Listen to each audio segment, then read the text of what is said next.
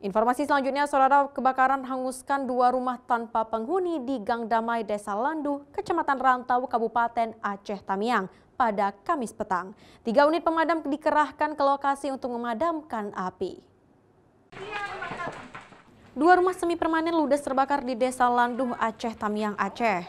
Rumah tersebut merupakan kontrakan yang saat ini sedang kosong, belum ada penghuni. Api awalnya terlihat dari dalam rumah, kemudian langsung membesar hingga menghabiskan bangunan yang terbuat dari papan yang mudah terbakar. Tidak ada barang dan peralatan apapun di dalam rumah, namun kerugian dialami pemilik berkisar 60 juta rupiah.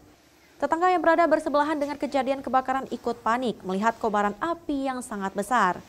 Mereka langsung mengeluarkan barang-barang berharga yang ada di dalam rumah masing-masing. Sebanyak 3 unit pemadam kebakaran dikerahkan dalam kejadian tersebut. Api baru berhasil dipadamkan selama 1 jam. Masuk ke dapur itulah kami tengok ada apa rupanya itulah asap udah marak di belakang, nggak tahu entah dari mana. Udah masak tuh habis gimana Bu? Udah sampai atap rumah atau gimana? Belum lah, masih ini aja dekat pintu nih. Dekat pintu. Kira-kira api dari mana tuh Bu? Dari depan dari kami tengok. Dari depan rumah.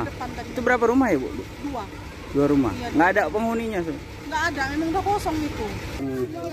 Pemadaman sampai dengan pendinginan, alhamdulillah tidak ada kesulitan karena kondisi api memang sudah besar. Kita selamatkan rumah di sekelilingnya untuk supaya jangan ada korban baru. Untuk unit pemadam kebakaran berapa unit dikerahkan? Unit armada pemadam kebakaran kita kerahkan 2 unit fire truck, 1 unit mobil tangki water supply.